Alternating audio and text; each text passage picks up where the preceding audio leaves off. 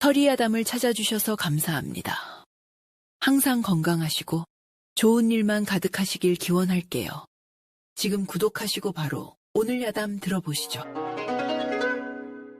기방 월양루 앞은 그야말로 아수라장이 따로 없었으니 지나가던 행인들조차 발걸음을 멈추고 구경하기에 바빴습니다.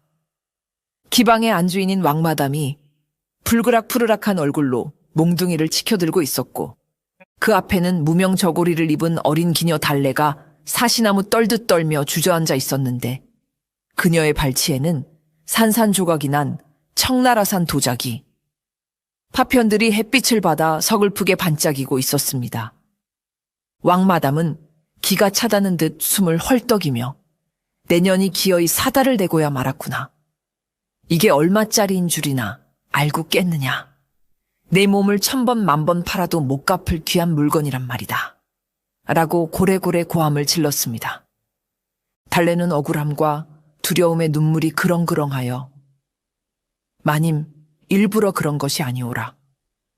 잠시 발이 미끄러져서 라고 변명하려 했으나 왕마담의 귀에는 그저 변명으로만 들릴 뿐이었습니다. 왕마담의 분노가 극에 달해 몽둥이가 허공을 가르고 달래의 정수리를 향해 내리꽂히려는 절체절명의 순간 구경꾼들 사이를 가르고 서늘한 바람과 함께한 사내가 등장했습니다. 멈추시오. 그 손을 내려친다면 내 검이 당신을 먼저 베어버릴 것이오. 낮지만 단호한 목소리가 좌중의 소음을 단번에 잠재웠고 사내의 허리춤에 매달린 낡은 검집에서는 금방이라도 튀어나올 듯한 서슬퍼런 살기가 흘러나와 왕마담의 손목을 허공에 얼어붙게 만들었습니다. 헝클어진 머리카락 사이로 보이는 사내의 눈빛은 북풍한 설보다 차가웠으나 그 깊은 곳에는 이유 모를 고독과 따스함이 공존하고 있었으니 그가 바로 조선 8대서 검으로는 당할 자가 없다는 제1검 강무진이었습니다.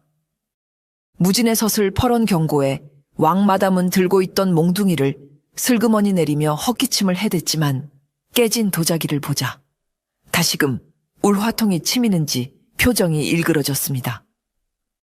아니, 댁은 위신데 남의 영업장에서 행패요? 인연이 깬 도자기가 황금백냥을 줘도 못 구하는 물건이란 말이오. 왕마담의 악에 바친 비명에도 무지는 눈 하나 깜짝하지 않고 바닥에 주저앉은 달래를 응시했는데 그의 시선은 달래의 겁에 질린 눈동자에 고정되어 있었습니다. 그는 천천히 왕마담에게 다가가며 도자기 값은 모르겠으나 사람을 짐승처럼 다루는 것은 내 눈앞에서 용납할 수 없소.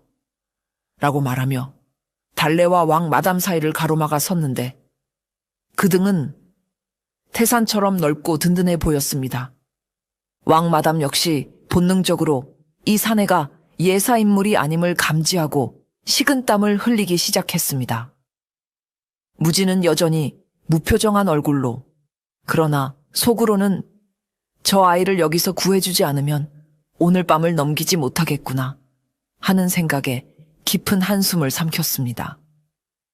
그의 주머니에는 전 재산이나 다름없는 엽전 한 잎이 달랑거리고 있었지만 무진의 태도는 마치 청음을 가진 거상보다 더 당당하고 거침이 없었으니 이것이 바로 가진 것은 없어도 검 하나로 천하를 호령했던 사내의 배포였습니다. 강무진은 바닥에 주저앉아 오들오들 떨고 있는 달래를 내려다보며 묘한 기시감에 휩싸였는데 그것은 10수년 전 전쟁통에 잃어버린 누이의 겁먹은 눈망울과 너무나도 닮아 있었기 때문입니다. 춤과 노래는커녕 걷는 것조차 위태로워 보이는 저 여인이 험하디 험한 기방에서 살아남기란 불가능해 보였고 왕마담의 도끼 어린 눈빛을 보아하니 오늘 도자기를 깬 대가로 뼈도 못 추릴 것이 분명해 보였습니다. 무지는 잠시 고민하는 듯 미간을 찌푸렸으나 이내 결심을 굳힌 듯 왕마담을 향해 고개를 돌리며 선언했습니다. 내가 사겠소. 이 아이의 몸값과 깨진 도자기 값 내가 전부 치르리다. 그의 목소리는 웅장하게 울려 퍼졌고 구경꾼들은 저 남루한 행사에게 사내가 도대체 얼마를 내놓을지 기대감에 찬 눈빛으로 그를 주시했습니다. 왕 마담은 무진의 당당한 태도에 혹시나 숨겨진 거부가 아닐까 하는 헛된 기대를 품고 눈을 반짝이며 손바닥을 비비기 시작했습니다. 오호, 나으리께서 통이 크시군요. 도자기 값에 2년의 몸값까지 합치면 적어도 500냥은 좋게 넘을 터인데 정말 감당하실 수 있겠습니까? 왕 마담의 탐욕스러운 질문에 무진은 품속으로 손을 집어넣어 무언가를 찾기 시작했는데 그 시간이 억겁처럼 느껴질 정도로 주변의 공기는 팽팽한 긴장감으로 가득 찼습니다. 달래 역시 젖은 눈을 들어 무진을 바라보며 혹시나 이 낯선 사내가 자신을 구원해줄 동아줄이 되어주지 않을까 하는 신락 같은 희망을 품고 숨을 죽였습니다.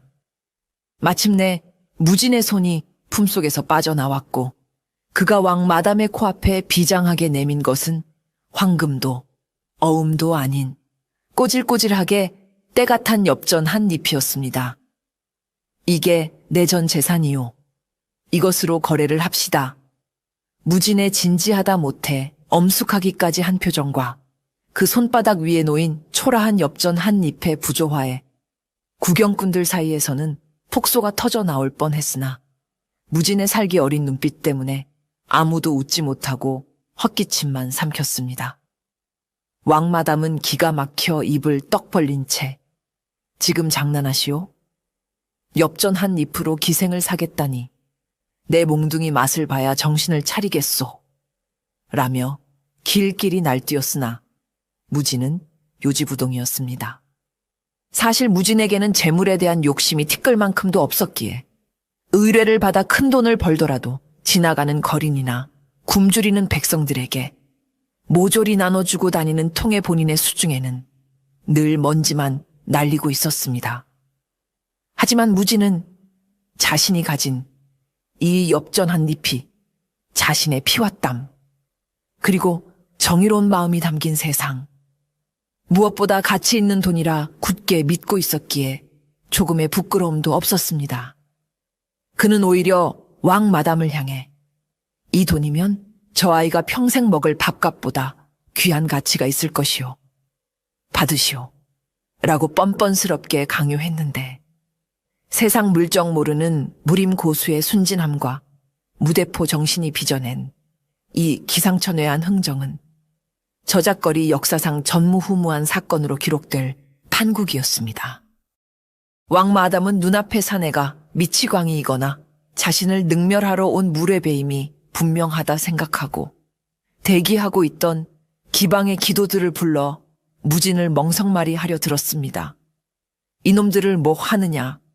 당장 저 미친놈을 끌어내고 엽전 한 잎은 뺏어서 술값에나 보태라. 왕 마담의 호령에 덩치 큰 사내 5명이 몽둥이를 들고 무진에게 달려들었으나 무진은 한숨을 푹 쉬며 거래가 원만하지 않구려 라고 중얼거릴 뿐이었습니다. 사내들이 무진의 옷자락을 잡으려던 찰나 무진이 들고 있던 검집을 가볍게 휘두르자 눈 깜짝할 사이에 사내들의 바지춤이 새으르르 내려가고 몽둥이가 두 동강 나는 기이한 현상이 벌어졌습니다. 으악, 내 바지, 귀신이다. 무례배들이 혼비백산하여 도망치는 꼴을 본 왕, 마담은 사색이 되어 뒷걸음질 쳤고 그제야 군중 속에서 누군가가 비명처럼 외쳤습니다. 검은 칼집에 붉은 수술, 저 사람은 조선 제1검 강무진이다. 그 소리를 들은 순간 왕마담의 탐욕스럽던 얼굴은 순식간에 공포로 하얗게 질리고 말았습니다. 강무진이라 함은 왕실의 무과 시험을 수석으로 통과했으나 벼슬을 마다하고 강호를 떠돌며 탐관오리나 악당들의 목을 베어 넘기기로 유명한 살아있는 전설이 아니던가. 그런 사내가 지금 자신의 눈앞에서 엽전 한 잎을 내밀고 있다는 사실을 깨달은 왕. 마담은 오금이 저려 서 있을 수조차 없었습니다. 무진은 천천히 왕 마담에게 다가가 검집을 살짝 들어 올리며 마치 오늘 저녁 반찬을 묻는 듯한 덤덤한 목소리로 물었습니다. 부족하오? 내 검수를 한 번 더 보여드려야 계산이 맞겠소?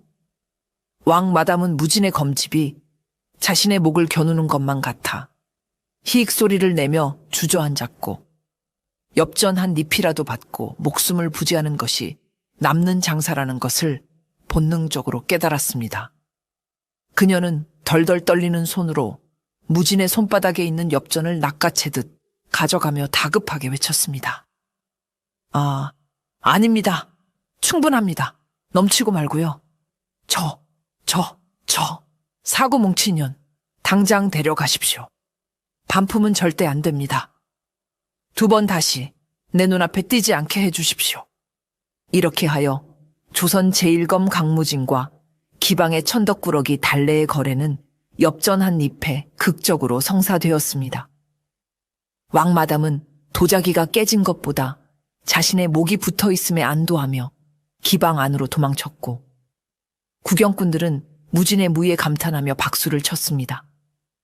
무진은 떨고 있는 달래에게 손을 내밀며 가자라고 짧게 말했는데 그 손은 투박하고 굳은 살이 박여 있었지만 달래에게는 세상 그 어떤 손보다 따뜻하고 든든하게 느껴졌습니다. 달래는 얼떨결에 무진의 손을 잡고 일어섰고 그렇게 두 사람의 기묘하고도 운명적인 동행이 시작되었습니다. 하지만 달래는 꿈에도 몰랐습니다.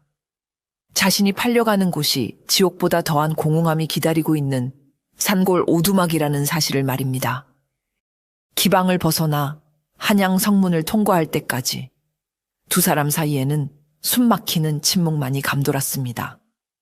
달래는 자신이 팔려간다는 사실에 겁을 먹고 무진의 뒤를 종종 걸음으로 쫓아가며 혹시나 이 사내가 자신을 더 험한 곳으로 팔아넘기거나 첩으로 삼으려는 것은 아닐까 하는 온갖 불길한 상상을 하고 있었습니다. 앞서 걷는 무진의 뒷모습은 듬직하기는 했으나 말 한마디 없이 묵묵히 산길로 향하는 그의 태도는 달래의 불안감을 증폭시키기에 충분했습니다. 산속으로 끌고 가서 도대체 무엇을 하려는 걸까? 소문난 살수라더니 나를 미끼로 쓰려는 건가? 달래의 머릿속은 공포로 가득 차 잡고 있는 무진의 옷자락을 놓아야 할지 말아야 할지 수백 번도 더 고민했습니다. 한참을 걷다 인적이 드문 산길에 접어들자 달래는 용기를 내어 조그만 목소리로 물었습니다.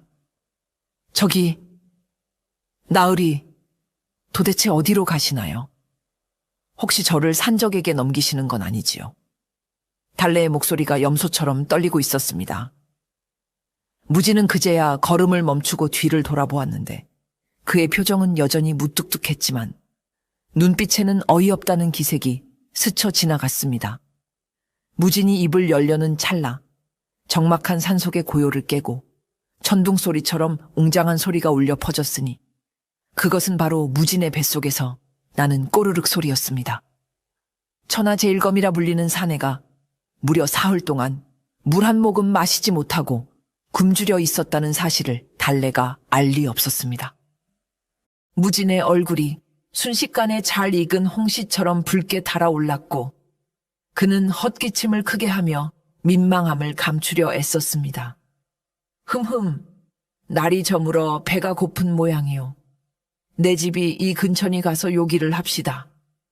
무진의 엉뚱하고 인간적인 모습에 달래의 긴장이 탁 풀리며 피식 웃음이 나왔습니다. 살순이 귀신이니 하는 무서운 소문과 달리 배가 고파 꼬르륵 소리를 내는 이 사내가 왠지 모르게 친근하게 느껴졌기 때문입니다. 달래는 네, 나으리. 얼른 가서 밥부터 먹지요. 라며 처음으로 밝은 목소리로 대답했고 무진은 자신의 체면이 구겨진 것 같아 머쓱해하며 다시 발걸음을 재촉했습니다. 두 사람 사이에 어색했던 공기는 밥이라는 공통의 목표 앞에서 조금씩 녹아내리고 있었습니다. 산길을 한참 올라 도착한 무진의 거처는 달래의 상상을 초월하는 충격적인 모습이었습니다. 기와 집은커녕 비만, 간신히 피할 수 있을 법한 다 쓰러져가는 초가집 한 채가 덩그러니 놓여 있었는데 처마 밑에는 거미줄이 거미집처럼 화려하게 쳐져 있었고 마당에는 잡초가 무성하여 이곳이 사람 사는 집인지 흉가인지 분간하기 어려울 지경이었습니다. 부뚜막에는 잎 빠진 솥단지 하나가 외롭게 걸려 있었고 방문 창호지는 구멍이 숭숭 뚫려 바람이 제 집 드나들듯 하고 있었습니다. 달래는 입을 다물지 못한 채 멍하니 집을 바라보며 팔려온 곳이 아니라 유배를 온 것이 분명하다라고 생각했습니다. 기방의 쪽방이 차라리 궁궐처럼 느껴질 정도였습니다. 하지만 무지는 이 참혹한 광경을 보고도 전혀 부끄러워하는 기색 없이 오히려 뿌듯한 표정으로 달래를 돌아보며 말했습니다. 어떻소?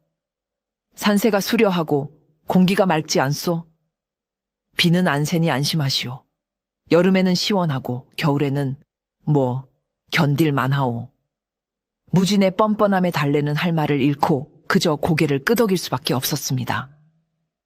이 남자는 검술 실력만 뛰어날 뿐 생활력이나 주거 환경에 대한 감각은 어린아이 수준에 머물러 있는 것이 분명했습니다. 달래는 한숨을 푹 쉬며 소매를 걷어붙였습니다. 자신이 이곳에서 살아남으려면 이 허당 같은 검객을 믿는 것보다 스스로 집안 꼴을 갖추는 것이 빠르겠다는 생존 본능이 발동했기 때문입니다. 달래는 우선 거미줄부터 걷어내기 시작했고 무지는 그런 달래의 눈치를 살피며 쭈뼛거렸습니다. 저기 밥은? 무진의 애처로운 질문에 달래는 기가 찼지만 꼬르륵 소리를 냈던 그의 배를 떠올리며 부엌으로 향했습니다. 쌀독을 열어보니 바닥을 박박 긁어야 겨우 한 줌 나올 법한 묵은 쌀과 말라비틀어진 시래기 몇 줄기가 전부였습니다. 달래는 절망적인 식재료를 보며 잠시 눈앞이 깜깜해졌으나 기방에서 어깨너머로 배운 요리 솜씨와 타고난 손맛을 발휘해 보기로 결심했습니다. 나으리 가서 물이나 길어 오세요. 밥값은 해야지요. 달래의 당찬 호통에 조선 제일검 무지는 군말 없이 물동이를 지고 우물가로 뛰어갔습니다. 달래는 무진이 길어온 물로 묵은 쌀을 씻어 안치고 집 뒤편 산비탈을 뒤져가 도단한 봄나물과 야생 버섯을 채취해 왔습니다. 변변한 양념도 없었지만 달래는 소금과 간장만으로 나물을 조물조물 무치고 시래기를 넣어 구수한 된장국을 끓여냈습니다. 솥뚜껑을 열자 하얀 김과 함께 퍼져나오는 밥 냄새와 구수한 국 냄새는 쓰러져가는 초가집을 순식간에 사람 사는 온기로 가득 채웠습니다. 달래가 소박하지만 정갈하게 차려낸 밥상을 내오자 무지는 마치 보물을 발견한 아이처럼 눈을 반짝이며 밥상 앞에 앉았습니다. 그는 숟가락을 드는 손이 미세하게 떨릴 정도로 감격해하고 있었습니다. 무진이 국물을 한 숟가락 떠서 입에 넣는 순간 그의 눈이 동그랗게 커지며 번쩍 뜨였습니다. 평생 무에 수련하느라 생쌀을 씹거나 주먹밥으로 끼니를 때우던 그에게 달래가 해준 음식은 천상의 맛이나 다름없었습니다. 묵은 쌀로 지은 밥은 꿀맛처럼 달았고 시래기국은 오장육부를 따뜻하게 위로하는 듯 했습니다. 무지는 체면도 잊은 채 밥그릇에 코를 박고 허겁지겁 먹기 시작했고 순식간에 밥 2공기를 비워냈습니다. 달래는 그 모습을 흐뭇하게 바라보며 자신의 밥그릇에 있는 밥을 덜어 무진에게 주었습니다. 체하겠어요. 천천히 드세요. 누가 안 뺏어 먹어요. 식사를 마친 무진은 배를 두드리며 생전 처음으로 편안하고 행복한 미소를 지었습니다. 그 미소는 차가운 살수의 이미지를 완전히 지워버릴 만큼 순박하고 따뜻해서 달래의 가슴을 두근거리지게 만들었습니다. 내 평생 이렇게 맛있는 밥은 처음이요. 당신은 요리의 고수시구려. 무진의 진심 어린 칭찬에 달래는 얼굴을 붉히며 수줍게 웃었습니다. 기방에서는 그저 천덕꾸러기 취급을 받으며 구박만 당했던 그녀였지만 이곳에서는 자신의 재능을 인정해주고 맛있게 먹어주는 사람이 있다는 사실에 가슴이 벅차올랐습니다. 엽전 한 잎으로 시작된 인연이 밥 한 끼를 통해 서로의 마음을 여는 열쇠가 되고 있었습니다. 배를 채운 달래는 밥값을 하겠다며 본격적으로 집안 청소에 나섰지만 그녀의 별명이 왜 파괴왕인지는 금세 드러나고 말았습니다.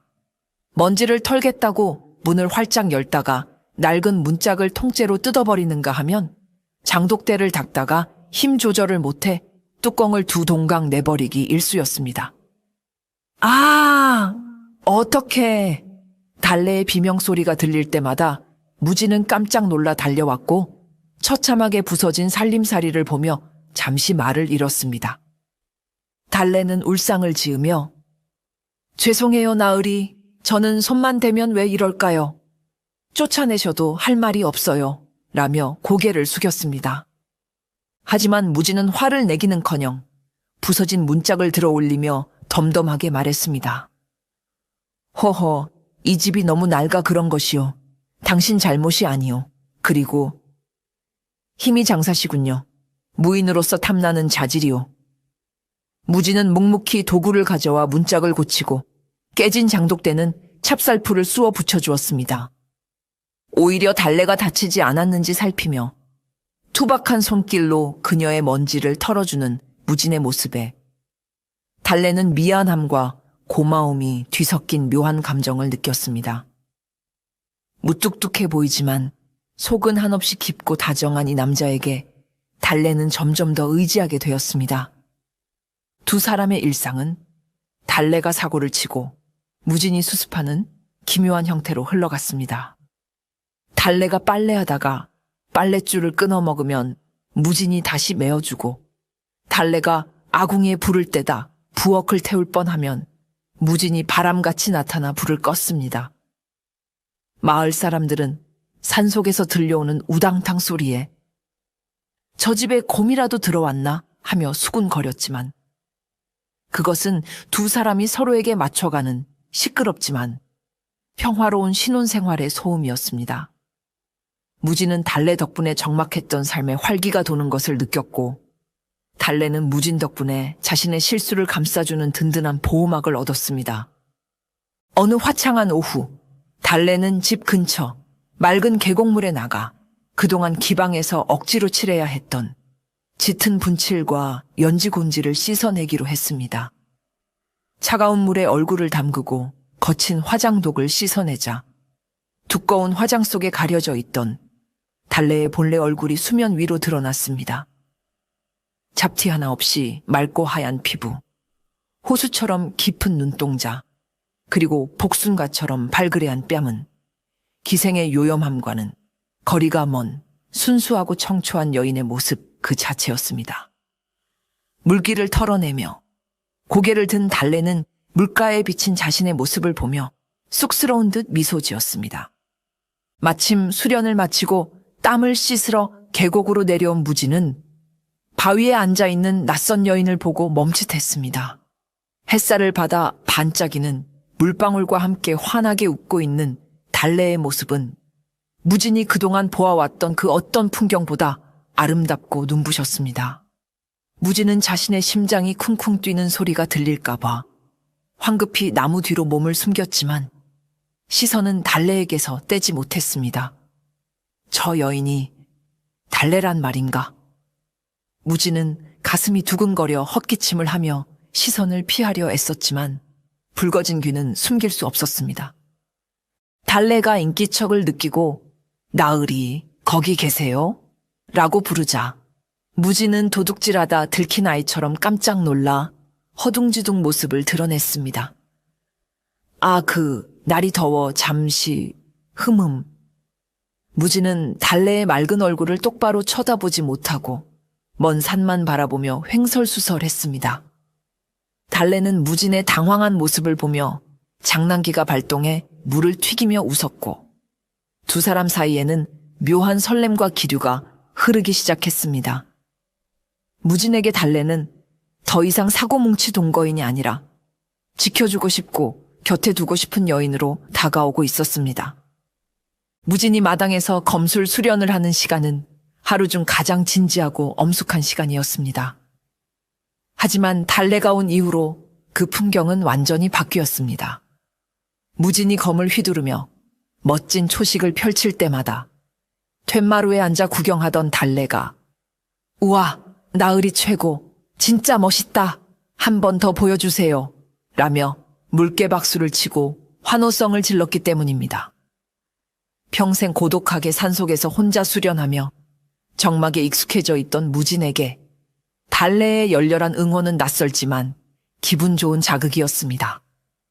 하지만 문제는 무진이 칭찬에 면역이 없는 쑥맥이라는 점이었습니다. 달래가 나으리 팔 근육 좀 봐, 돌덩이 같아 라고 칭찬하면 무진은 얼굴이 빨개져서 검을 놓치거나 스텝이 꼬여 제 발에 걸려 넘어질 뻔하는 등 천하제일검의 체면을 구기는 실수를 연발했습니다. 크흠, 수련 중에는 정숙해 주시오. 무진이 짐짓 엄한 표정으로 주의를 주었지만 입꼬리가 실룩거리는 것은 막을 수 없었습니다. 달래는 그런 무진의 빈틈을 눈치채고 키득거리며 더욱더 열심히 응원했습니다. 어느 날은 달래가 빗자루를 들고 나와 무진의 건물을 흉내내며 장난을 쳤습니다. 무진은 처음에는 위험하다며 말렸지만 달래의 엉성한 동작이 너무 귀여워 결국 웃음을 터뜨리고 말았습니다. 그는 검을 내려놓고 달래에게 다가가 직접 빗자루 쥐는 법을 가르쳐 주었고 두 사람은 마주보고 서서 검술인지 춤인지 모를 동작을 하며 한바탕 웃음꽃을 피웠습니다. 살기와 긴장감만이 감돌던 무진의 검술 수련 시간은 이제 달래와 함께하는 즐거운 놀이 시간이 되어가고 있었습니다. 달래에게는 무진도 미처 몰랐던 놀라운 재능이 하나 있었으니 바로 산속의 온갖 약초를 기가 막히게 구분해내는 능력이었습니다. 기방에 있을 때 주방 이모를 따라다니며 약재를 다루었던 경험 덕분에 달래는 잡초 덤불 속에서도 귀한 산삼이나 도라지, 더덕 등을 귀신같이 찾아냈습니다. 나으리, 이게 그냥 풀 같죠? 이게 뼈 붙는데 특효인 접골목이에요. 달래가 캐온 약초들은 무진의 밥상을 더욱 풍성하게 만들었을 뿐만 아니라 무진의 건강을 챙기는데도 큰 몫을 했습니다. 무진은 오랜 검술 수련과 잦은 전투로 인해 비가 오는 날이면 어깨와 허리의 통증에 시달리곤 했습니다. 그날도 무진이 끙끙 앓으며 잠 못 이루고 있자 달래는 산에서 캐온 약초를 지식여 약초 보자기를 만들어 왔습니다. 나으리, 돌아 누워 보세요. 이거 붙이면 씻은 듯이 나을 거예요. 달래는 무진의 등 뒤에 앉아 조심스럽게 약초를 붙이고 따뜻한 손으로 뭉친 근육을 주물러 주었습니다. 무진은 처음에는 여인의 손길이 닿는 것이 어색하여 몸을 굳혔으나 달래의 손길이 너무나 따뜻하고 정성스러워 점차 긴장을 풀고 몸을 맡겼습니다. 시원하오. 정말 신통방통하구려. 무진의 나른한 목소리에 달래는 제가 나으리 아픈 곳은 다 고쳐드릴게요. 평생 안 아프게 해드릴 테니 걱정 마세요. 라고 대답했습니다. 달래의 그 말은 무진의 얼어붙은 마음의 벽을 완전히 허물어뜨리는 결정적인 한마디였습니다. 무진은 달래의 손길을 느끼며 이 여인이 자신의 몸뿐만 아니라 상처 입은 마음까지 치유해주고 있음을 깨달았습니다. 약초 향기 가득한 방 안에서 두 사람의 마음은 서로에게 깊이 스며들고 있었습니다. 산중 생활에 익숙해진 무진은 사냥 실력을 10분 발휘하여 멧돼지나 노루 같은 산짐승을 잡아왔고 달래는 그 고기를 이용하여 기방주방에서 어깨너머로 배웠던 비법 양념으로 환상적인 요리를 만들어냈습니다. 달래가 아궁이에 불을 지피고 고기를 굽기 시작하면 고소하고 감칠맛 나는 냄새가 바람을 타고 산골짜기 구석구석으로 퍼져나가 지나가던 날짐승조차 군침을 흘리게 만들 정도였습니다. 처음에는 우연히 산으로 오르던 나무꾼이 그 냄새에 홀려 오두막을 찾았고 달래가 내어준 고기 한 점과 따뜻한 국밥을 맛보고는 감격하여 마을로 내려가 소문을 내기 시작했습니다. 저 산 꼭대기에 가면 귀신도 울고 갈 만큼 맛있는 밥집이 있다네. 이 소문은 발 없는 말이 되어 천리를 갔고 어느새 무진의 오두막은 아름아름 찾아오는 손님들로 북적이기 시작했습니다. 수행을 하던 스님부터 약초꾼, 심지어는 산 넘고 물 건너 찾아온 미식가 선비들까지 오두막 마당은 식사를 기다리는 사람들로 문전성시를 이루게 되었습니다. 평생 겁만 잡았던 무진은 졸지에 식당의 점원이 되어 손님들을 안내하고 밥값을 계산하는 처지가 되었는데 샘이 어두운 무진이 손가락을 꼽아가며 엽전을 세는 모습은 손님들에게 또 다른 구경거리가 되었습니다. 이보시오 주인장, 거스름 돈을 더 주면 어떡하오? 손님이 정직하게 돌려주면 무진은 그제야 머리를 긁적이며 멋쩍게 웃었고 달래는 부엌에서 그 모습을 보며 배를 잡고 웃었습니다. 무진은 몰려드는 손님들 때문에 정신이 하나도 없었지만 사람들이 달래의 음식을 먹고 행복해하는 모습을 볼 때마다 가슴 한구석이 벅차오르는 보람을 느꼈습니다. 어느 날은 밥값이 없는 가난한 보부상이 쭈뼛거리며 들어오자 무진은 호통을 치기는커녕 달래에게 눈짓을 하여 밥을 고봉으로 퍼담아 주게 했습니다. 돈은 나중에 벌어서 갚으시오. 밥심으로 살아야 장사도 할 것 아니오. 무진의 넉넉한 인심과 달래의 정성스러운 음식은 사람들의 마음을 따뜻하게 녹였고 오두막은 단순한 밥집을 넘어 사람 사는 정기 오가는 사랑방이 되었습니다. 무진은 밥상을 나르느라 손에 물집이 잡히기도 했지만 검을 휘두를 때보다 지금이 훨씬 더 사람답게 사는 것 같다는 생각을 하게 되었습니다. 적막했던 산속은 이제 숟가락 부딪히는 소리와 사람들의 웃음소리로 가득 찼고 무진과 달래는 그 소란함 속에서 진정한 평화를 누리고 있었습니다. 달래는 손님들이 남기고 간 빈 그릇을 보며 요리사로서 최고의 희열을 느꼈습니다.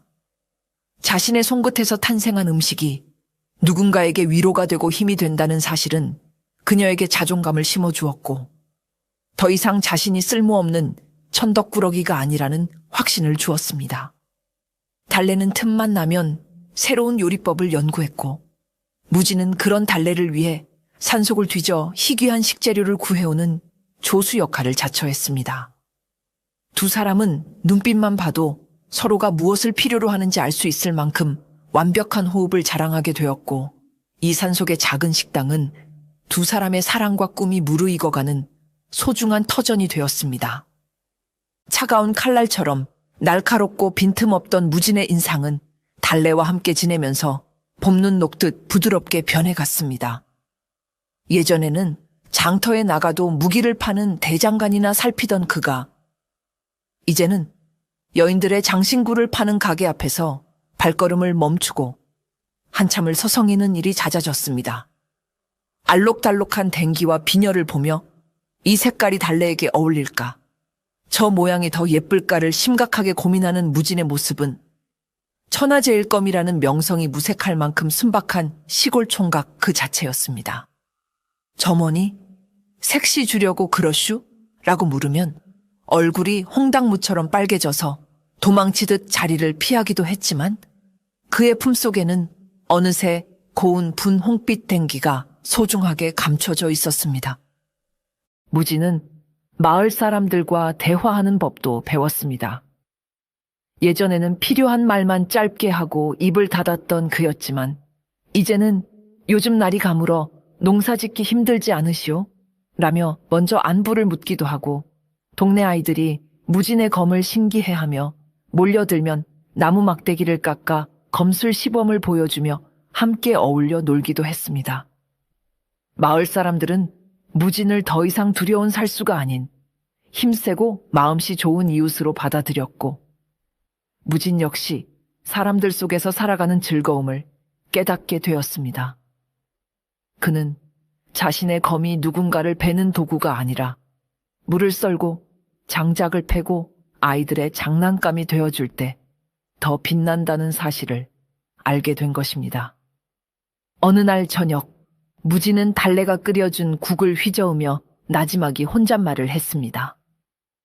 평생 검이 제일 무거운 줄 알았는데 가족을 먹여 살리는 국자가 더 무겁더군요. 그 말을 들은 달래가 눈을 동그랗게 뜨고 쳐다보자 무지는 쑥스러운 듯 헛기침을 하며 국물을 들이켰습니다. 하지만 그 말 속에는 생명을 앗아가는 삶에서 생명을 살리는 삶으로 전환한 무진의 깊은 깨달음과 달래를 향한 책임감이 고스란히 담겨 있었습니다. 무진의 손에는 굳은 살 대신 밥풀이 묻어있는 날이 많아졌지만 그는 지금의 자신이 그 어느 때보다 강하다고 느꼈습니다. 달래가 선물 받은 댕기를 머리에 메고 빙글빙글 돌며 기뻐하자 무지는 흐뭇한 미소를 지으며 그녀를 바라보았습니다. 그의 눈동자에는 더 이상 살기가 아닌 사랑하는 여인을 향한 애정과 헌신만이 가득했습니다. 무지는 달래가 웃는 모습을 보기 위해서라면 천하제일검의 칭호 따위는 100번이라도 버릴 수 있다고 생각했습니다. 그는 이제 검을 든 무인이기 이전에 한 여인을 사랑하는 지아비가 될 준비를 마친 셈이었습니다. 평화롭던 산속 오두막에 먹구름이 들이운 것은 달래의 뛰어난 요리 솜씨와 약초를 다루는 재능이 한양 바다까지 소문나면서부터였습니다. 월향루의 왕마담은 자신이 헐값에 팔아넘긴 달래가 산속 맛집의 주방장이 되어 큰 돈을 벌어들이고 있다는 소문을 듣고 배가 아파 견딜 수가 없었습니다. 게다가 달래가 만든 약선 요리를 먹고 고질병이 나았다는 고관대작들의 이야기까지 들려오자 왕마담의 탐욕스러운 눈빛이 번들거리기 시작했습니다. 그녀는 원래 내 것이었어. 그 재주를 내 기방에서 부렸다면 돈방석에 앉았을 텐데 감히 나를 속이고 도망쳐? 왕마담은 자신의 실책은 까맣게 잊고 달래를 다시 데려와 돈벌이 수단으로 삼으려는 흉계를 꾸미기 시작했습니다. 왕마담은 돈으로 매수한 건장한 무례배 수십 명을 이끌고 기세등등하게 산으로 올라왔습니다. 오두막 마당에서 나무를 다듬던 달래는 갑작스러운 무례배들의 등장에 쏘스라치게 놀라 뒤로 물러섰고 왕마담은 거만한 태도로 달래를 쏘아보며 소리쳤습니다. 이년아, 네가 감히 내 허락도 없이 딴 살림을 차려 당장 짐 싸라. 너는 다시 월향루로 가야 한다. 달래는 공포에 질려 이미 몸값을 치르고 나왔지 않습니까? 라고 항변했지만 왕마담은 코웃음을 쳤습니다. 엽전 한 입? 그게 무슨 몸값이냐? 그건 계약금일 뿐이었다. 장음을 치르지 않았으니 계약은 무효다.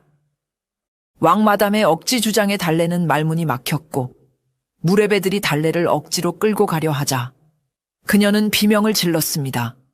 그때 산에서 장작을 해오던 무진이 지게를 벗어던지고 마당으로 뛰어들어왔습니다.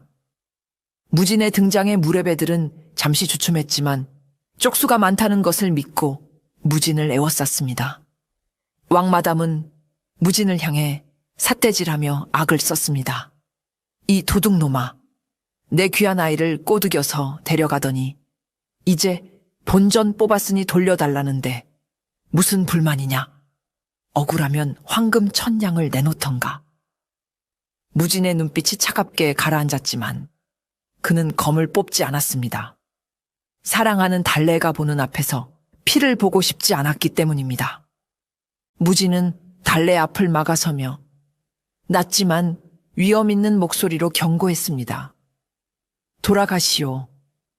이 사람은 이제 당신 물건이 아니오. 내 가족이오. 하지만 왕마담은 콧방귀를 뀌며 무례배들에게 공격 명령을 내렸습니다. 저놈 다리를 분질러서라도 달래를 끌고 와라. 탐욕에 눈이 먼 왕마담은 자신이 건드린 상대가 누구인지 그리고 사랑하는 이를 지키려는 사내의 분노가 얼마나 무서운지 짐작조차 하지 못하고 있었습니다. 무지는 깊은 한숨을 내쉬며 주변을 둘러보았고 그의 시선이 닿은 곳에는 낡은 쌀이 빗자루 하나가 놓여 있었습니다. 무레배들이 강목과 몽둥이를 휘두르며 달려들자 무지는 번개 같은 속도로 마당 구석에 있던 빗자루를 집어들었습니다. 내 집 마당을 더럽히지 마라. 청소할 시간이구나. 무진의 말이 떨어지기가 무섭게 그의 손에 들린 빗자루는 마치 천하 명검처럼 현란하게 춤을 추기 시작했습니다. 무진은 검날이 아닌 빗자루의 솔 부분으로 무레배들의 엉덩이와 종아리를 정확하게 타격했는데 그 소리가 어찌나 찰지고 경쾌한지 마치 북을 치는 듯 했습니다. 짝짝 퍽. 빗자루에 얻어맞은 무레배들은 아이고 엉덩이야. 비명을 지르며 펄쩍펄쩍 뛰었고 그 모습은 마치 굿판에서 춤을 추는 허수아비들 같았습니다. 무지는 살생을 피하기 위해 급소를 피하고 오직 훈육이 필요한 부위, 만을 골라 때리는 신기셴지를 선보였습니다. 빗자루가 허공을 가를 때마다 흙먼지가 일어 무레배들의 눈을 가렸고 그 틈을 타 무지는 발을 걸어 그들을 넘어뜨린 뒤 빗자루로 등짝을 스매싱했습니다. 한 무레배가 무진의 뒤를 노리고 달려들었지만 무진은 뒤도 돌아보지 않고 빗자루 자루로 무레배의 명치를 쿡 찔러 제압했습니다. 피 한 방울 튀지 않았지만 무레배들은 엉덩이에 불이 난 듯 고통스러워하며 바닥을 기어다녔고 이를 지켜보던 달래는 웃음을 참느라 입을 틀어막아야 했습니다. 왕마담은 자신이 데려온 정의 무레배들이 빗자루 하나에 추풍 낙엽처럼 쓰러지는 꼴을 보고 경악을 금치 못했습니다. 무지는 마지막으로 남은 왕마담에게 천천히 다가가 빗자루를 어깨에 걸치며 물었습니다. 아직 청소가 덜 된 것 같소만 마담의 엉덩이도 먼지를 털어드려야겠소. 왕마담은 기겁하며 사람 살려 내 발로 가겠소 라고 외치며 치맛자락을 걷어 올리고 산 아래로 줄행랑을 쳤습니다. 엉덩이를 문지르며 도망가는 무레배들의 뒤통수에 대고 무지는 다시는 이곳에 얼씬도 하지 마시오. 다음번엔 빗자루가 아니라 몽둥이가 나갈 것이오 라고 호통을 쳤습니다.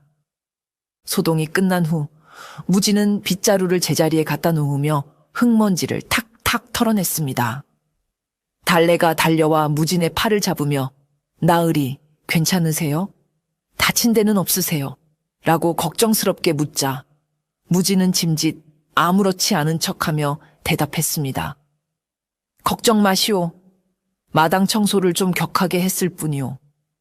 두 사람은 엉망이 된 마당을 보며 서로 마주보고 한바탕 웃음을 터뜨렸습니다. 무진의 무의는 사람을 해치는 것이 아니라 소중한 일상을 지키는 유쾌하고 통쾌한 활극으로 변해 있었습니다.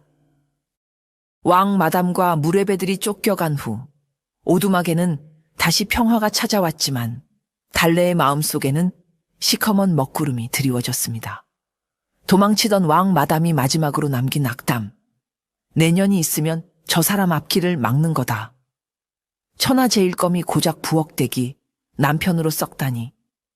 네가 저 사람의 인생을 망치고 있어. 라는 말이 비수처럼 가슴에 꽂혔기 때문입니다.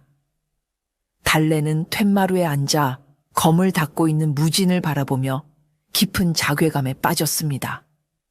자신 때문에 고귀한 분이 산속에 숨어 살며 험한 꼴을 당하고 빗자루나 휘두르는 신세가 되었다는 생각에 죄책감이 밀려왔습니다. 나만 없으면 나으리는 다시 세상으로 나가 존경받으며 사실 수 있을 거야. 나는 그저 짐일 뿐이야. 달래는 눈물을 삼키며 무진을 떠나기로 결심했습니다. 그날 밤 무진이 깊은 잠에 들기를 기다려 달래는 조용히 짐을 쌌습니다. 옷까지 몇 벌과 무진이 선물해준 댕기 하나가 전부인 조촐한 보따리였습니다. 그녀는 무진을 위해 마지막으로 아침밥을 지어놓고 편지 한 장을 남긴 채 소리 없이 문을 열고 나갔습니다. 달빛이 유난히 밝은 밤이었지만 달래의 앞길은 캄캄하기만 했습니다. 하지만 달래가 살인문을 나서려는 순간 어둠 속에서 익숙한 그림자가 불쑥 나타나 앞을 가로막았습니다. 무진이었습니다. 그는 잠옷바람에 팔짱을 낀 채 마치 산책이라도 나온 사람처럼 태연하게 서 있었습니다. 달래가 놀라서 나으리 안 주무시고 여긴 왜? 라고 말을 더듬자 무진은 달래의 보따리를 힐끗 쳐다보고는 덤덤하게 물었습니다. 야밤에 어디를 그리 급하게 가시오? 그리고 내일 아침 반찬은 무엇이오? 무진의 뜬금없는 질문에 달래는 울컥 눈물이 터져 나왔습니다. 달래는 흐느끼며 고개를 숙였습니다. 비키세요. 저는 갈 거예요. 저 때문에 나으리가 고생하시는 거 더는 못 보겠어요. 왕마담 말이 맞아요. 저는 나으리의 앞길을 막는 혹덩어리일 뿐이라고요. 달래의 진심 어린 고백에 무진의 표정이 부드럽게 풀렸습니다. 그는 다가가 달래의 어깨를 감싸 안으며 따뜻하게 말했습니다. 당신이 없으면 내 밥상은 누가 차려준단 말이오? 그리고 당신이 내 앞길을 막는 것이 아니라 당신이 있기에 내가 갈 길이 생긴 것이오. 무진의 진심은 달래의 불안과 자책을 단번에 녹여버렸고 달래는 무진의 품에 안겨 펑펑 울었습니다. 무진은 그런 달래를 토닥이며 다시는 그녀를 혼자 두지 않겠다고 다짐했습니다. 달래의 가출 소동이 있고 난 며칠 후 무진은 달래를 데리고 오두막 뒤편의 전망 좋은 언덕으로 올라갔습니다. 발 아래로 굽이치는 산맥과 평화로운 마을 풍경이 한눈에 들어오는 곳이었습니다. 무진은 품속에서 무언가를 꺼내 달래의 손에 쥐어주었는데 그것은 엽전 한 잎이 아니라 영롱한 빛을 내뿜는 옥파애였습니다. 그것은 무진이 왕실 무가에 장원 급제했을 때 하사받은 것으로 그의 신분과 명예를 상징하는 세상에 하나뿐인 귀한 물건이었습니다. 달래는 깜짝 놀라 이건 나으리께 목숨보다 중요한 것이잖아요. 라며 돌려주려 했습니다. 하지만 무진은 달래의 손을 꼭 잡고 놓지 않았습니다. 그는 평소의 무뚝뚝한 표정 대신 진지하고 간절한 눈빛으로 달래를 바라보며 말했습니다. 그때 엽전 한 잎으로 당신을 산 것은 내 생애 최고의 거래였소. 하지만 그것만으로는 부족하다는 것을 깨달았소. 무진은 잠시 숨을 고른 뒤 서툴지만 진심을 담아 고백을 이어갔습니다. 이 옥파에는 내 과거와 명예, 그리고 전 재산이나 다름없소.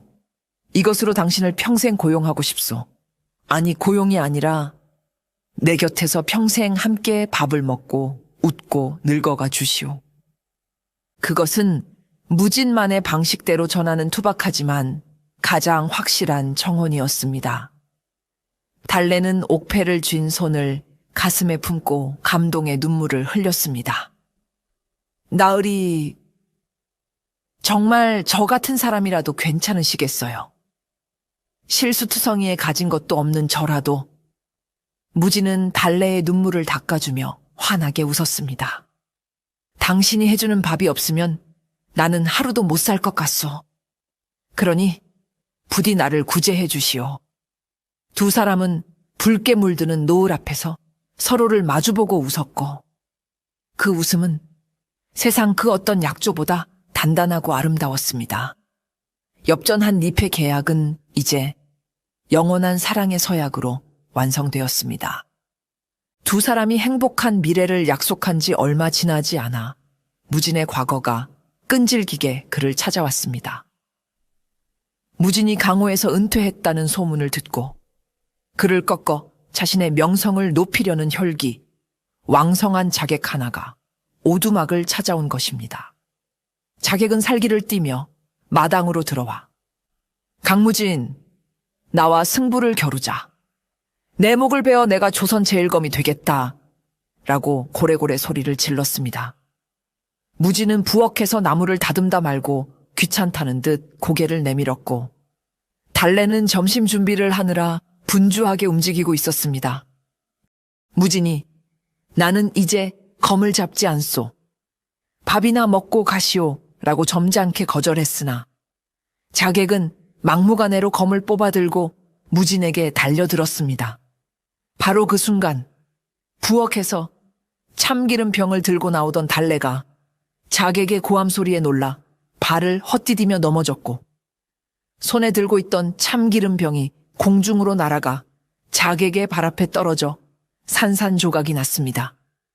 바닥은 순식간에 고소한 냄새가 진동하는 참기름 바다가 되었고 기세등등하게 달려들던 자객은 참기름을 밟고 쭈르륵 미끄러지며 공중 부양을 하고 말았습니다. 자객은 우스꽝스러운 자세로 허공을 가르다 마당에 놓인 장독대에 머리를 박고 그대로 기절해버렸습니다. 무지는 이 황당한 광경을 보고 배를 잡고 웃음을 터뜨렸습니다. 하하하, 내 평생 수많은 고수와 겨루어 봤지만 참기름 한 병에 무너지는 자객은 처음 보. 여보, 당신은 나보다 훨씬 강하구려. 달래는 엎어진 차에 어머, 아까운 참기름 이라며 울상을 지었지만 무지는 달래 덕분에 피를 보지 않고 상황이 종료된 것에 안도했습니다. 무지는 기절한 자객을 꽁꽁 묶어 관아에 넘기며 사람들에게 공식적으로 강호 은퇴를 선언했습니다. 더 이상 강무지는 없다. 이제 나는 한 여인의 남편이자 요리사의 조수로 살 것이다. 자객 사건 이후 두 사람은 더 이상 산속에 숨어 살 이유가 없다고 판단했습니다. 무지는 달래의 요리 솜씨를 세상에 널리 알리고 싶었고 달래 또한 많은 사람에게 맛있는 음식을 대접하고 싶어 했습니다. 두 사람은 정들었던 산속 오두막을 정리하고 산 아래 마을로 내려와 사람들이 많이 다니는 길목에 아담한 식당을 하나 차렸습니다. 간판 이름은 무진의 과거 별명과 달래의 포부를 합쳐 제일 식당이라 지었습니다. 세상에서 제일 맛있는 밥집이 되겠다는 당찬 의지가 담긴 이름이었습니다. 식당의 역할 분담은 확실했습니다. 절대 미각과 손맛을 가진 달래가 주방을 전담하는 주방장이 되었고 천하제일검 무지는 상차림, 접대과 호객 행위, 그리고 진상 손님 처리를 담당하는 주인장이 되었습니다. 개업 첫날 무지는 깔끔한 옷을 차려입고 가게 앞에 서서 손님을 맞이할 준비를 했습니다. 하지만 평생 무인으로 살아온 그의 얼굴에는 여전히 비장함이 서려 있어 지나가던 사람들이 식당에 들어오기를 주저하게 만들었습니다. 달래는 국자를 들고 나와 무진의 입꼬리를 손가락으로 올려주며 나으리 좀 더 웃으세요. 손님 다 도망가겠어요. 라고 잔소리를 했고 무진은 어색하게 광대뼈를 올리며 어서 오십시오. 하하 라고 나무 인형처럼 웃는 연습을 했습니다. 우여곡절 끝에 식당 문을 열자 손님들의 반응은 극과 극으로 갈렸습니다. 식당에 들어선 손님들은 무시무시한 덩치와 날카로운 눈빛을 가진 무진이 주문하시겠습니까? 라고 물어오자 마치 취조를 당하는 기분이 들어 밥이 코로 들어가는지 입으로 들어가는지 모를 지경이었습니다. 하지만 달래가 만든 음식을 한 입 맛보는 순간 공포심은 눈 녹듯 사라지고 황홀한 미소만이 남게 되었습니다. 아니 이 맛은 임금님 수라상도 이보다 못할 것이오. 손님들은 달래의 음식 솜씨에 감탄하며 엄지를 치켜 세웠고 무서운 주인장이 있는 곳임에도 불구하고 발길을 끊을 수가 없었습니다. 특히 제1식당의 명물은 무진의 묘기에 가까운 재료 손질이었습니다. 주방이 바쁠 때면 무진이 도마 앞에 서서 파나 물을 썰었는데 그가 식칼을 잡고 검기를 살짝 불어넣으면 파가 공중으로 떠올라 순식간에 수백 조각으로 분해되어 접시에 가지런히 담기는 기이한 광경이 펼쳐졌습니다. 손님들은 그 모습을 보며 박수갈채를 보냈고 무진은 허허 왕년에 무 좀 썰어본 솜씨요라며 으스댔습니다. 칼로 사람을 베던 기술이 이제는 사람들을 즐겁게 하고 배불리 먹이는 예술로 승화된 것입니다. 무진의 살벌한 접객과 달래의 환상적인 요리는 환상의 조화를 이루며 제1식당을 마을 최고의 명소로 만들었습니다.